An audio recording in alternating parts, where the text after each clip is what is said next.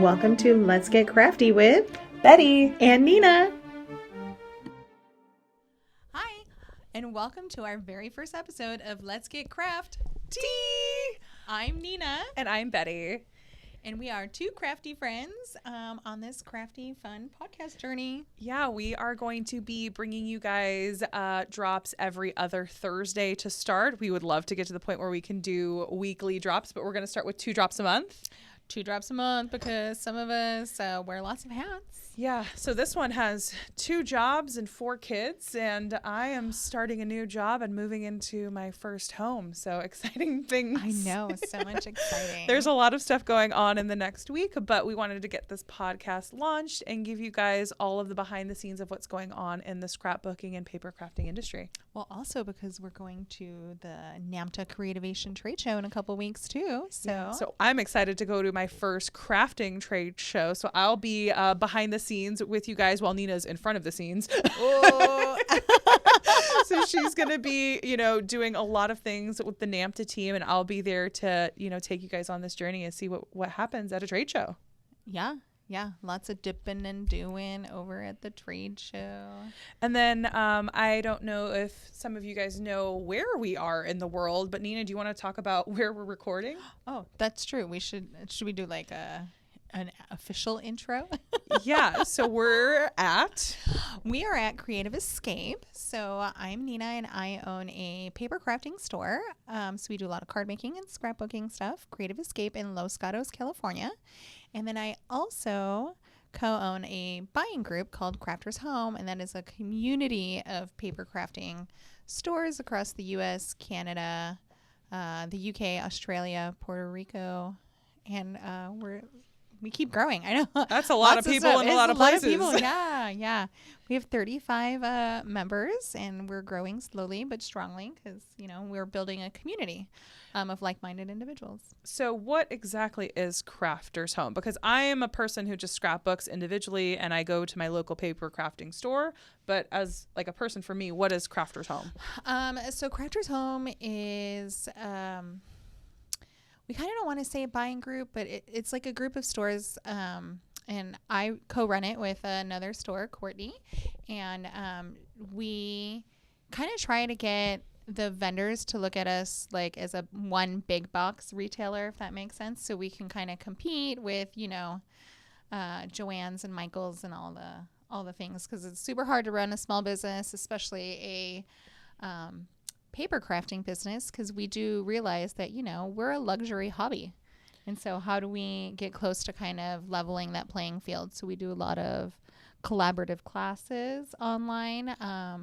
Yeah, I've seen those recently. You guys just dropped a new one that you're doing an exclusive with Pink Fresh. Yes. That's a new class. And so that's where I've seen Crafters Home name out in the world is, my home store is Creative Escape. And that's how I met Nina here. And it's really cool that you guys have these exclusive things that you guys do on Facebook Live. So you're able to have these classes and these kicks pre-done, and they're at a really low rate as well. You guys negotiated a really good low rate for these classes. We do, yeah. So we always try to do like a value to the consumer, because we all know, like, we all want all the things. It's very true. But so we try to get basically our motto is like the class is free, but then we get product at a discount for our customers. And that seems to be working really well for us. Plus you get like a lot of the times first to market things that, you get to try and convince all your friends that it's awesome, I guess. Yeah. There.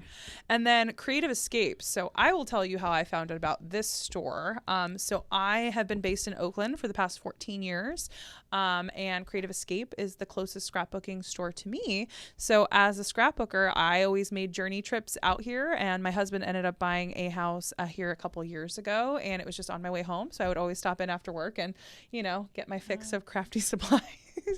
And that's how I came to be just a regular customer here. And what else about the store, Nina?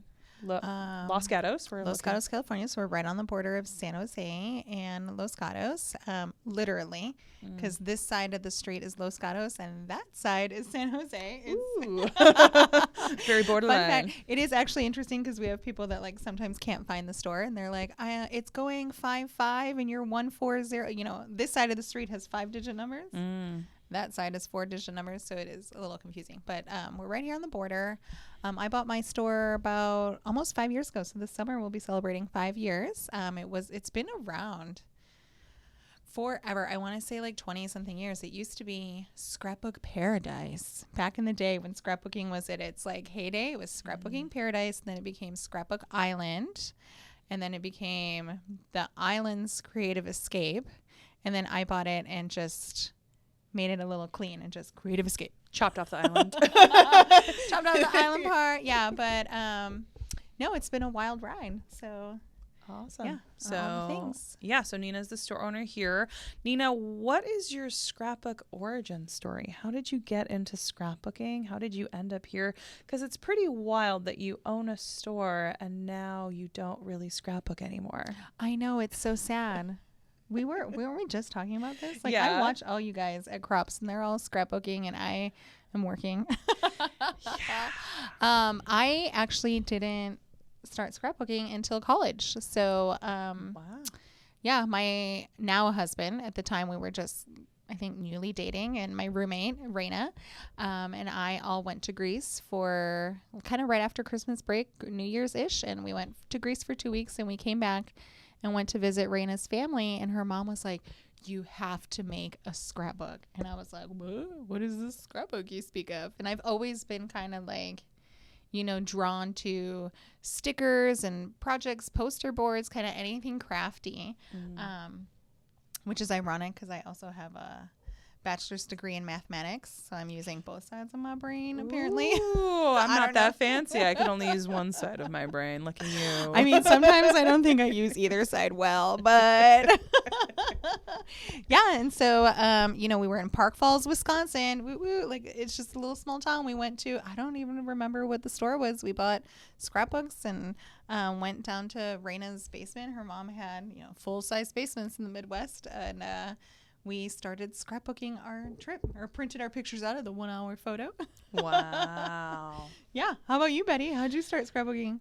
So my story is a little interesting. So my grandmother, Grandma Kay, she retired and she got a job at our local Michael's Arts and Crafts store. And she's a fine art painter, so she did oil paintings. So she was like, I'm going to get a job at Michael's so I can get the discount for my paints. I mean, why do you think most of the people work here? Yeah. So that became a slippery slope for her. And for one Christmas, I think I was 15, my grandma got one of those K and Company like kits. Oh, yeah. That had the full scrapbook, that had the paper, the scrapbook, and some embellies and a couple things. And one thing led to another, and I developed a secret hobby for scrapbooking in high school. And I mean, it was 2000. So I graduated in 2007. So nobody my age was scrapbooking. It was not cool. And It's like right after the bubble of scrapbooking. yeah. So Yeah. I got in really, you know, young for me. And it turns out that my best friend in high school, her mom and her mom's best friend ended up going to Crops with me. So it was like super weird, but also really That's cool. super cute. I'm like, Mrs. Wright, hi. So my local scrapbooking store was Jazzy Crafts in Castro Valley. Shout out to Jasmine Butcher Clemens. You're the best. I miss your store so much because, you know, a few years ago, almost all the stores in the Bay Area completely closed. I mean, you're one of the only surviving stores in Northern California. So it was really hard for the local craft store. And, you know, I just made it a point to come to Crops here. And actually, my story of actually how we connected was really interesting. I mean, or embarrassing for me. I'm not really sure. Well, you can't vouch for everybody, but I was a solo cropper. I always came by myself. Yeah. Well, and, you know, when people register for Crops, they have their friend requests or they say, I want to make a new friend. So Yeah. So I didn't have any preferences. So I was like, I'm happy to sit with wherever I could fit in that worked. And I got sat next to a group of ladies who were not super great or kind and had a lot of unpleasant things to say about the environment. And it just really put me off. So I just put my headphones in and just had my Netflix up, and I literally scrapbooked like 30 pages that crap. I mean, I was really productive because I was not having a good time with the people around me. So I went up to one of the sales associates and I was like, hey, for the next crop, could I not sit next to those people? They were really mean and I didn't feel welcome, and it was just not the best experience. And she was so apologetic. She's like, I'm so sorry. We'll put you with a nicer group of people. And turned out I sat across from this one. Well, let's be fair. I mean, not fair. Like, I do like to sit out at the crops when, we have crops at our store. I'm kind of always around. And when I heard your story, I felt so horrible, because like it's hard to not feel horrible when you own the store. And you want everybody to have a good time. Yes. And, you want your impression of being in the store to be a positive one and not a negative one. So, we did our little recon. We're like, is she a troublemaker? They vetted me. They like Instagram stalked me, Facebook stalked me. Like, is she cool? What's the deal? I mean, because sometimes the conversation is a little NSFW. Right.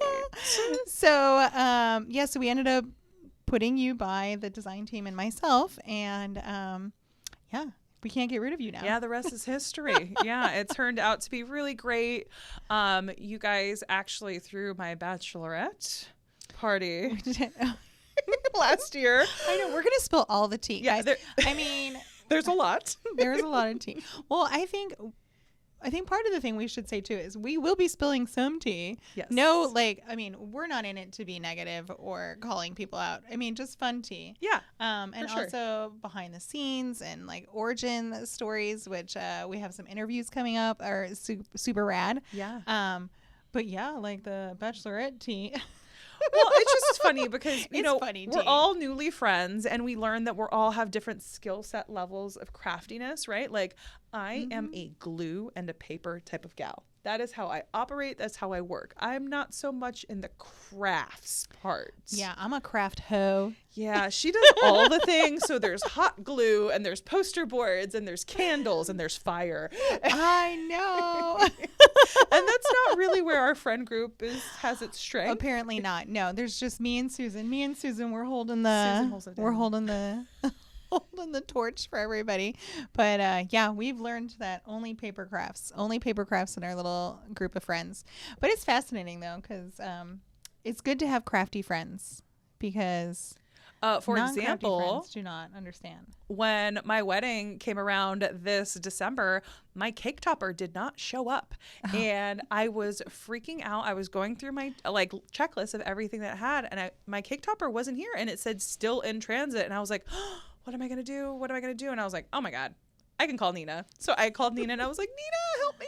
It's true. That was And you laser cut a cake topper out of nowhere and spray painted it and made it work, and it was beautiful, and it was better actually than I thought what I ordered. But I mean, that's what happens when you have a community of friends who have different skill sets, and we're not all at the same thing. We all can do different things. Yeah. But it's the beauty of it too. And we all know. We know, how many text threads are we on where we're like, did you guys see the new this? I need this. Yeah. Do you have it yet? Are you ordering it yet? So anyways, that's a little bit about us and the behind the scenes of who we are and what we're going to be doing. We're doing this to just give some insight into the crafting community. There's a lot that happens that, the regular consumer just has no idea, especially at trade shows and new products. We're really excited to do product reviews because you're going to get some really interesting takes. Like, I'm an everyday crafter. Like, I scrapbook pretty much weekly now, and I use my tools all the time. So you're going to get that. And then you also have the perspective of a buyer who's responsible for kind of figuring out how much to bring in, how many, what is going to work, because some things sell and some things don't. I know, and that's the hardest part. Like, there's no formula. It's sometimes I think I'm just guessing. I'm like, yes. Yeah. And sometimes you guess wrong, and sometimes you don't guess enough, and what everyone thinks might be cool ends up not being cool. It's a very interesting animal. Yeah. for sure. But yeah, and being on the wholesale side and going to shows and just meeting everybody, everyone has such a unique, amazing origin story, and like it's fascinating, and I cannot wait to talk to people. Yeah, that's going to be the most fun for me, I think, is because all these people. You know all the bigwigs in the industry and what they're doing. Yeah. I like to feel like I'm not important, but I'm not important. No, I'm just a little wheel in the cog. And just, I'm excited to be along for the ride, to be able to help document all this really interesting work that's happening. I think scrapbook companies have gotten really innovative in the past couple years, and there's some really cool tools and new techniques coming out that we're excited to show you guys. Yeah. Yeah, no, it's going to be a fun ride. I hope. It should be. Yeah. Well, if anything, it'll be fun to watch us talk to each other. Yeah, like, for sure. I think we're both, I don't know if you guys could tell, we both have some big personalities. Yeah, we're the loud ones. Yeah. It works out pretty well for us. We feel bad for people who sit around us sometimes. I do. I know. Sorry, ladies. Sorry. Yeah. If you've ever been offended by us at a crop, we apologize. Yes.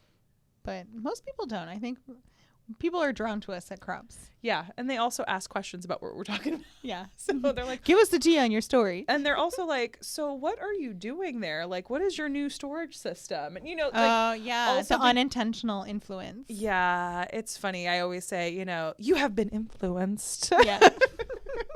No, what's your other one? 10 out of 10. Do not recommend. Yeah, there's, you learn, like, after a while, if you crafting, regularly, there's things you do and there's things you don't do, and there's things that work and things that don't work, and things are constantly changing. So totally. Like, Nina, 10 out of 10 does not recommend fussy cutting. Yeah, fussy cutting is not great. It's not my jam. And that's why I like laser die cuts. Thank you, 49 Market, for doing that for us. Yeah. They're great. I appreciate those. There's so many great things, and so many. Everyone has what they love. I used to sit next to somebody that would do all my fussy cutting. Well, especially at trade shows. I'm all like, who likes fussy cutting? Well, I sit next to people who don't use their full table. So I get 8 feet. So I get a foot on each side. So my friends know that I'm just going to slowly encroach on their space. And they're totally fine with it. There's no... That's true. I'm like, if you need your space, just push my stuff. Yeah. Yeah. Well, you know what else we didn't talk about? Betty is also on our design team. Oh, yeah. So that happened last year. Actually, I was super nervous to apply. It was so funny. My husband, he was like, you know what, babe, you should really apply to be on the design team. Your stuff is so fun and different. And my thing is, I am a 12 by 12 girl. I do not do mini albums. I do not do outside. I do cards. I scrapbook, and then whatever I have left over, I use cards for the cards. But I'm a 12 by 12 girl, and I was really nervous to apply and very happy that I did, because, man, my stuff was way better than some of the other stuff that was submitted. So I felt pretty good about myself. We get all types of submissions. Yeah. But being a part of the design team, we actually get sneak peeks of all the fun things that are coming out. And we're tasked with coming up with fun creations and just different ways to use product. And it's actually really tapped into my creativity, because I've been doing more things that are not 12 by 12 layouts. Yeah. Well, and it's helped us too, because now we have our design team wall where you can be influenced by touching and feeling, and product right behind it, so you can just shop from the wall. Yeah. Doing our reels. Yeah. So it's been a valuable thing to revive. So we've kind of revived the design team with COVID and stuff, because that was hard. Yeah. And our design team has a really different, everybody has a different skill set. Yes. So it's great. There's people who are phenomenal at card making. So Vanessa is really great at card making. Susan, mini albums. Susan does everything. Layouts. She's our Swiss Army knife. Susan, love you, girl. Yeah, and Sheila does the cards and the mini albums and layouts, folios, and Annika's doing... She's mixed media, everything. Oh my gosh, that girl can layer. I feel like I'm forgetting somebody, but I think that's it. Amy. Oh, yeah, Amy. Because Amy doesn't live in San Jose. She's our only remote design team person. Yeah. What's up, Snickerdoodle? So we all have different things we bring to the table, different techniques, and hopefully you guys will be checking us out over on the Creative Escape Instagram. Yes. Well, and our own. So we'll be doing, the design team. Yes. Oh my God. Now I'm going to have to get all my hats right. Yeah. So we're adding on more thing to Nina's very, very, very busy and full plate. So They say if you want something done, give it to a busy person. it'll get done. It will get done and it'll be awesome. It'll be a fun ride. Yeah. I think. It'll be great. I think.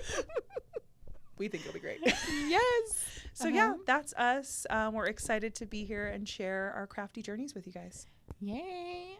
Yeah. So we don't have like a great outro, do we? No. We did our little You have your intro. slag. Your little.